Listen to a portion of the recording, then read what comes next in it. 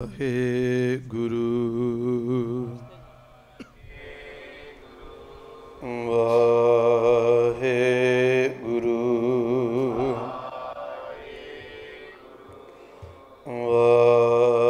वाहे गुरु वाहे गुरु वाहे गुरु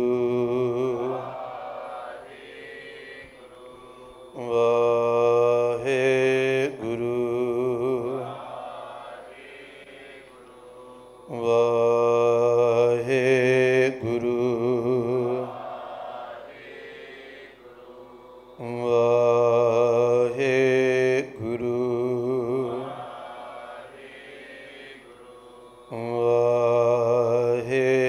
गुरु वाहे गुरु वाहिगुरु जी का खालसा वाहिगुरु जी की फतेह। सतगुरु जी की अपार किरपा बख्शिश के नाल कल आप रल मिल करके जो विचार की सी कि सर्वत खालसा जी को वाहिगुरु वाहिगुरु वाहिगुरु चित आवे, चित आवन का सदका सर्व सुख होवे। अरदास दे विच नाम नूं बार बार क्यों दृढ़ करवाया जाता है, आप रल मिल करके विचार की सी। जदों खंडे बाटे की पौल दिती जाती है उस वेले जदों 5 चूड़े अखां दे विच पाए जाते हैं, 5 मूँह दे विच पाए जाते हैं, 5 सिर दे विच पाए जाते हैं। हर चूड़ा देण तो बाद 5 प्यारे साहबान बोलते हैं कि बोलो जी वाहिगुरु जी का खालसा वाहिगुरु जी की फतेह। उस वेले भी सानू बार बार वाहिगुरु का नाम जिहड़ा है वो दृढ़ करवाया जाता है। नाम की महत्ता इन्नी को है जिसका असी अंत नहीं पा सकते। पावन बाणी के अंदर धन श्री गुरु अर्जन देव पातशाह महाराज जी कृपा बख्शिश करते हैं कि जिन्हां न विसरै नाम से किन्हिया, मूल न जानो भेद साईं जिहिया। भेद न जानो मूल साईं जिहिया कि जिहड़े नाम दे रसीए बन जाते, नाम दे नाल जिन्हां दी प्रीत बन जाती है, उन्हां दी वडियाई उन्हां दी शोभा किड्डी हुंदी है कि अकाल पुरख परमात्मा दे विच ते उस नाम रसीए दे विच बिल्कुल भी फर्क नहीं रह जाता, कोई भेद नहीं रह जाता। ते सुख किवें मिलदा है, मन तन होए निहाल तुमों संग भेटिया, सुख पाया जन प्रसाद दुख सब मेटिया। जदों पूरे गुरु दे नाल संगत दे नाल जुड़ के परमात्मा का नाम जपिया, परमात्मा का मिलाप प्राप्त होया, तो फिर गुरु की कृपा रूपी सुख पाया जन प्रसाद, गुरु की कृपा रूपी प्रसाद प्राप्त होया, सुख प्राप्त होया, तो दुख सब मेटिया। जीवन दे विचों सारे दुखों कलेशां का नाश हो गया, सर्व सुख होवे दी अवस्था जिहड़ी है वो प्राप्त हो गई। अज का जो अगला अखर है, अरदास की अगली पंक्ति है, वो है जहाँ जहाँ खालसा जी साहिब, तहाँ तहाँ रछया रियायत। रछया भाव रखिया, रियायत जिहड़ा है उस तो भाव है गुरु की कृपा, गुरु की साडे उत्ते मेहरमत, अकाल पुरख परमात्मा की साडे उत्ते बख्शिश। जहाँ जहाँ खालसा जी साहिब, साहिब शब्द जिहड़ा खालसे दे नाल इसलिए लाया जाता है, एक तो साहिब तो भाव है सत्कारवाचक, दूसरा जदों कलगीधर पातशाह महाराज जी नूं सिखां ने पुछया सी कि तुसीं पातशाह जी हुण सचखंड बयाना कर रहे हो, इस संसार तो ज्योति जोत समाउण लगे हो, तो असीं किस दे दीदारे करांगे। तो गुरु पातशाह जी ने कहा सी आत्मा ग्रंथ दे विच ते शरीर पंथ दे विच। जे आत्मिक तौर पर मेरा दीदार करना है तो तुसीं गुरु ग्रंथ साहिब पातशाह जी की बाणी पढ़ो, बाणी नूं विचारो, बाणी नूं अपने जीवन के अंदर आधार बनाओ। जे शरीरक तौर पर मेरा दीदार करना है तो त्यार ब त्यार खालसे का दीदार करो, तुहानूं मेरा दीदार होवेगा। जे तुहानूं त्यार बर त्यार खालसे पंज प्यारे साहिबान नहीं मिलते, फिर तुसीं आप अपने आप नूं त्यार बर त्यार हो के शीशे के सामने खड़े हो के अपना दीदार करो, तुहानूं अपने आप दे विचों मेरा दीदार होवेगा। किड्डी बख्शिश कलगीधर पातशाह महाराज जी ने साडे उत्ते कीती कि जे असीं अपने आप दे विचों भी गुरु का दीदार कर सकते हैं, पर उस दे वास्ते सानू खालसे बनना पवेगा, गुरु गोबिंद सिंह पातशाह जी के बचनों को कमाना पवेगा। तो जे असीं कमा लवांगे फिर दुनियादारी ते बाद की गल है, असीं शीशे के सामने खड़े होके भी अपनियां अखां दे विच अखां मिला के कलगीधर पातशाह जी के दीदार कर सकते हैं। तो जे असीं खालसे नहीं बने, गुरु का उपदेश नहीं कमाया, फिर शीशे के खड़े सामने खड़े होवांगे, सानू कलगीधर पिता का बचन याद आवेगा तो साडियां अपनियां अखां शीशे के सामने भी नीवियां हो जाणगियां, क्योंकि सानू ये समझ आवेगी कि असीं गुरु का बचन नहीं मान रहे। इसलिए खालसे नूं साहिब कहा गया है, क्योंकि खालसे दे विचों गुरु दे दीदार हुंदे हैं। ते जहाँ जहाँ तो भाव है, जिथे जिथे भी खालसा जिहड़ा है वो किसी एक थां दा मालक नहीं है, किसी एक थां दे नाल जुड़िया होया नहीं है। बिलासपुर तो लैके बठिंडे तक, ते बठिंडे तो लैके बरमिंघम तक, काबल तो कंधार तक, दुनिया के जिस भी कोने के उत्ते जाके सिख वसदा है, हर थां दे उत्ते जिहड़ा है वो खालसा साडा भरा है। तो उस दे वास्ते असीं अरदास दे विच ये अकाल पुरख परमात्मा के चरणों में बेनती करते हैं कि जहाँ जहाँ खालसा जी साहिब तहाँ तहाँ रछिया रियायत।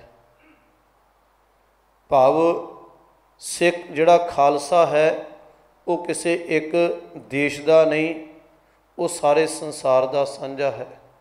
इसलिए पातशाह जी ने सानू कृपा की सी कि खालसा अकाल पुरख की फौज, प्रगटिओ खालसा परमात्मा की मौज। परमात्मा की कृपा दे नाल खालसे का जन्म होया है, तो खालसा जिहड़ा है उस परमात्मा की अपनी साजी हुई फौज है।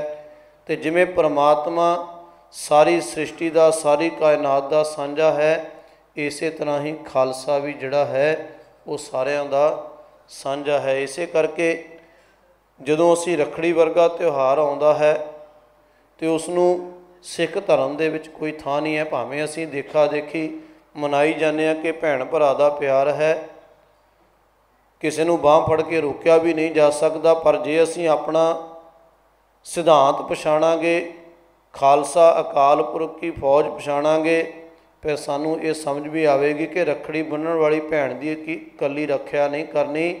जिथे भी किते किसी धी की अबला की इज्जत नूं हथ पैंदा है, उत्थे ही खालसे ने उसकी रखिया करनी है। तो जे असीं केवल अपनी भैण तो रखड़ी बना के ये कहांगे कि मैं अज तो वचन करदा कि मैं अपनी भैण की रखिया करांगा, तो जिहड़ियां बाकी धीआं भैणां नूं सिंह छडाउंदे रहे सन, वो जिहा किरदार साडे विचों कदों पैदा होवेगा। जदों नादर शाह दुरानी आया सी, पिछे जे एक फिल्म भी आई है मस्ताने करके, सिख इतिहास के नाल संबंधित, कि वो भारत दीआं बहु बेटियां नूं चुक के ले जांदा सी ते जाके टका दो मीनार है गजनी दे विच, काबल कंधार दे विच, उत्थे जाके टके टके दे उत्ते उन्हां दी बोली लाई जांदी सी इज्जत रोलण दे वास्ते। ते उन्हां नूं ਸਿੰਘਾਂ ने, खालसिया ने आप अगाह होकर लड़ाई करके उन्हां धीआं भैणां नूं उन्हां तो छड़ाया भी, ते उन्हां दे घरों घरी उन्हां नूं पहुँचाउण दी सेवा भी अपने हत्थीं कीती। ते जे वो रखड़ी दे बंधन विच बन्ने हुंदे ते फिर उन्हां नूं कौन बचाउंदा। इसलिए जिहड़ा खालसे का सुभाअ है जां खालसे का सिद्धांत है, वो सारिਆਂ दे वास्ते साझा है। खालसा किसी सरहद दे विच नहीं है कि केवल भारत दे विच ही खालसा है। तो जिहड़ा पाकिस्तान दे विच अमरधारी सिंह वसदा है वह भी तो खालसा है, जां जिहड़ा दूसरे देशों के विच वसन वाला सिंह है वह भी तो खालसा है। तो फिर साड़ी कोई इस तरीके दे नाल सरहद नहीं रह जाती। जिथे जिथे भी खालसा है, जहाँ जहाँ खालसा जी साहिब, तहाँ तहाँ रछिया रियायत। हे प्रभु जी, जिथे जिथे भी खालसा वसदा है उत्थे उत्थे तुसी उसदे उत्ते मेहरमत करनी है, उसकी रखिया करनी है। तो ये जिहड़ी पंक्ति है अरदास दे विच उदों जोड़ी गई जदों 40 साल लगातार सिखां दा खून डोलिया गया। 40 साल लगातार सिखां दे कतल होए। असीं पिछे अरदास के तीसरे प्यारे दे विच विचार के आए हाँ कि पहला अब्दुल समद खां ने, फिर उसके पुत्र ने, फिर कबरूद्दीन ने, फिर उसके पुत्र मीर मनु ने सिखां दा खून डोलिया। इत्थों तक कि सिखां दे सिरां दे मुੱਲ पाए जाते सी ते लालची लोगों ने छोटियां छोटियां बच्चियां नूं उन्हां दे केसां तो फड़ के सिर ते जूड़ा करके उन्हां दे अदालतां दे विच पेश करता सरकारे दरबारे कि ये सिख है, उन्हां दे भी कतल करवा दिते सन। एडा खून डोलिया गया। असीं पिछे विचार के आए कि पहले जिहड़े सन मीर मनु तो वो तो केवल सिखां नूं ही मारते सन, सिखां नूं ही वढ़दे सन। पर जो मीर मनु आया, सिख जिहड़े सन वो जंगलों के चले गए, मारूथलों के चले गए। तो मीर मनु ने ਸਿੰਘਣੀਆਂ नूं भी, सिखणियां बीबियां भैणां नूं भी जेल के अंदर पाया। तो उत्थे उन्होंने सवा सवा मन पीसना पसाया, रोटी का चौथा हिस्सा खाण नूं एक टाइम मिलता सी। फिर भी वो धर्म तो नहीं डोलियां तो उन्होंने बच्चों के टोटे करके उन्होंने गलों में हार पवाए। तो नाल ये उन्होंने कहा जाता सी कि ये तुहानूं सिख बच्चे जम्मण का इनाम मिलिया है। जदों इहो जिहा समा सी उस वेले ये अरदास के अंदर पंक्तियां जुड़ियां गईयां सन कि जहाँ जहाँ खालसा जी साहिब, तहाँ तहाँ रछिया रियायत। क्योंकि उस वेले कोई किसी नूं ये नहीं पता हुंदा सी जल्दी कि साडे बाकी बसदे सिख भरा किस थां दे उत्ते हन। कोई किसी जंगल दे विच जाके चलिया गया, कोई बीकानेर के जंगलों में चलिया गया, कोई राजस्थान के मारूथलों के जाके अपना टिकाणा करके बैठा कि किसी तरह के नाल ये औखा समा जिहड़ा चल रहा है ये निकल जाए। उस औखे समय दे विच अरदास दे अंदर ये पंक्तियां जुड़ियां सन। पर अज भी साडे वास्ते ये अरदास दीयां पंक्तियां सार्थक हैं जे असीं सारिआं नूं अपने खालसे नूं, खालसा परिवार का हिस्सा होने के नाते सारिआं नूं असीं अपने धार्मिक भरा मनते हाँ। तो जिथे भी चाहे अज पाकिस्तान दे विच कोई दिक्कत आउंदी है सिखां दे उत्ते तां भी सानूं दुख लगता है। जे बाहरले देशों अंदर किसी सिख की पग का मसला हुंदा है तां भी हर सिख उसदे वास्ते अरदास करता है। दरबार साहिब ते हमला होया तो दुनिया दे विच बसदे हर सिख का जिहड़ा हिरदा है वो कुरला उठिया कि साडे धार्मिक अस्थान नूं, साडे तीर्थ अस्थान नूं मलिया मेट किया गया। बंबां दे नाल, तोपां दे गोलियां दे नाल, टैंकां दे नाल उजाड़िया गया। जिथे भी किते खालसा वसदा उसकी रखिया दे वास्ते ये अकाल पुरख परमात्मा के चरणों के विच अरदास है, जां कह लो अरदास की दूसरी मंग है। पहली मंग सी वाहिगुरू वाहिगुरू वाहिगुरू चित आवे, तो दूसरी कि जिथे भी खालसा वसदा है उत्थे उसकी रखिया अकाल पुरख परमात्मा जी तुसीं करनी है। इहो जिहा ही वाक़या एक लेखक खुशकमल राय करके है, उसने तारीखे सिखां दे विच लिखिया है कि निशान बेग नां दा पिंड है। उत्थे मुगल फौज ने आके हमला किया, पिंड दे सारे ही सिख बच्चे बच्चियां बीबियां भैणां नूं उन्होंने वढ कट के शहीद कर दिता, खत्म कर दिता। तो एक जड़ी है बुढ़ी माई जिसका पुत्र भी तो जिसका पिता भी, जिसका घर वाला भी उस ही पिंड दे विच मुगलों ने वढ़ दिता सी, भाव उसनूं मार दिता। तो वो कल्ली रह गई पिंड दे अंदर। फिर भी लोकां नूं जिहड़े दुखी सन कौम तो जां धर्मी लोकां तो उन्होंने फिर जाके सरकारे दरबारे अपील की कि उस पिंड दे विच माई अजे भी एक जिउंदी है। तो फौजदार ने फिर फौज की टुकड़ी भेजी कि पिंड की जाके तलाशी लो, कोई अजे जिउंदा रह तो नहीं गया उस निशान बेग पिंड के अंदर। तो इतिहास के अंदर उस जिहड़ा लेखक है खुशकमल राय तारीखे सिखां उसकी किताब है, उसने लिखा है कि उस माई ने कलगीधर पातशाह महाराज जी के चरणों के विच अरदास की कि कलगी वालिया तेरे चलाए हुए पंथ दे विच असी शामिल होए। जुल्म करन वालियां ने साडे बच्चे भी, साडे खसम भी, साडे भरा भी, साडियां बच्चियां भी, भैणां नूं भी उन्होंने कट वट के खत्म कर दिता। तो हुण मैं अकली इस पिंड दे विच बची हाँ, तो मैनू भी मारन दे वास्ते आ रहे हाँ। तो जे तूं साडी रखिया ना कीती, साडी बौड़ी ना कीती, तो फिर असीं तेरे सिख काहदे होए जे तू साडी लोड़ वेले मदद ही ना कीती। तो उस लिखारी ने लिखा है कि उस वेले एक तैयार बार तैयार सिंह आया नीले बाणे दे विच घोड़े ते सवार होके। तो उसने आके माई नूं पुछया कि माई की गल तैनूं की चाहिदा। तो उसने कहा मैनूं केवल कलगीधर पिता चाहिदा है, गुरु गोबिंद सिंह पातशाह चाहिदा है। उसने पूछा दुख की है, उसने फिर सारी विथया सुनाई। तो जिहड़े मुगल फिर पिंड दे विच लभण वास्ते आए सन उस माई नूं, उस इकल्ले सिंह ने उस 100 मुगल फौज का जिहड़ा है वो खात्मा किया, उसनूं उत्थे ही मार मुकाया। इस तरीके दे नाल जदों ये वाक़या वरतिया तो उस माता ने अकाल पुरख परमात्मा का भी ते कलगीधर पातशाह जी का भी शुकराना किया कि अज तूं अपने पंथ की आप पत टकी है, अपने पंथ के जिहड़े दर्दी सी उन्होंने खत्म होने तो बचाया है। इस तरीके दे नाल जे असीं अरदास करते हैं कि खालसा जी साहिब तहां तहां रछिया रियायत, जे भरोसे दे नाल अकाल पुरख परमात्मा नूं हाज़र नाज़र जान के पूरे गुरु नूं पूर्ण तौर पर प्रतੱਖ तौर पर जान के उसके उत्ते पूर्ण विश्वास रख के असीं अरदास करांगे, बेनती करांगे तो वो साडी मदद भी करता है, साडी बौड़ी भी करता है। जिस तरीके दे नाल उस माई दी कीती ते उसनूं मरण तो भी बचाया। तो जिहड़ा उस माई दे मन अंदर गिला आया सी कि असीं सिख ते बन गए, सानूं हुण बचाउण वास्ते साडा गुरु नहीं आया। तो कलगीधर पातशाह जी ने किरपा की, उस माता का जिहड़ा विश्वास है उसनूं भी परपक्क किया कि गुरु नूं जदों याद करांगे उस वेले ही गुरु साडे नाल हर वेले खड़ा होवेगा। इस करके अरदास दे अंदर ये पंक्तियां जिहड़ियां हन असीं निता प्रति याद करते हाँ कि जिथे भी साडा कोई भैन भरा रहिंदा है, खालसा पंथ का हिस्सा है, जो साडे सांझे परिवार का मैंबर है, उत्थे उत्थे अकाल पुरख परमात्मा पूरा गुरु किरपा करके उसकी रखिया भी करे, उसके उत्ते रहमत करके उसनूं चढ़दी कला भी बख्शे।